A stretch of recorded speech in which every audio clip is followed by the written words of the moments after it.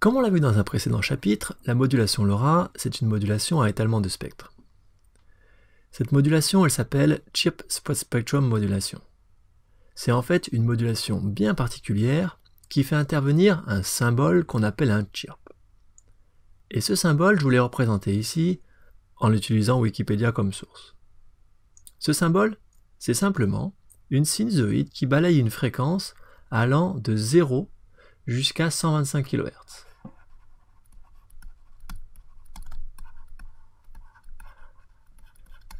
« 125 kHz, c'est le cas le plus courant.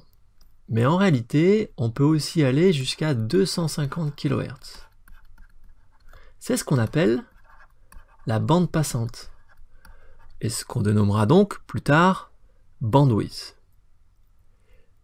Plus on utilise une bande passante élevée, plus on va pouvoir transmettre d'informations, avoir donc un débit plus élevé. En revanche, ça a une contrepartie, eh bien c'est que la largeur du canal qui est utilisé est plus importante. Ça veut dire qu'on laisse moins de place pour d'autres transmissions éventuelles.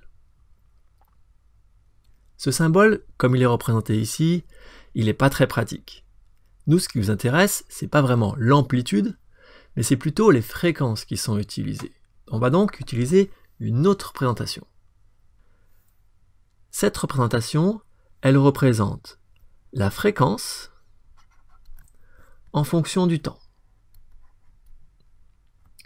Et on retrouve notre symbole d'une largeur, ici dans l'exemple que j'ai mis, de 125 kHz, centré autour d'une fréquence centrale qu'on appelle un canal. Et je vous rappelle qu'on est dans la bande des 868 MHz, et qu'ici j'ai donc choisi un canal, au hasard, nommé 868 MHz pile. Et donc, notre balayage en fréquence, il se fait de la fréquence 868 MHz moins la moitié de 125, c'est-à-dire moins 62,5 kHz, jusqu'à 868 MHz plus 62,5 kHz.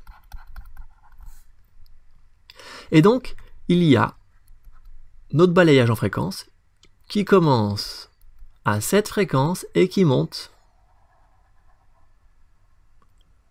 jusqu'à la fréquence haute, et le temps qui est ici, eh bien c'est le temps d'un symbole.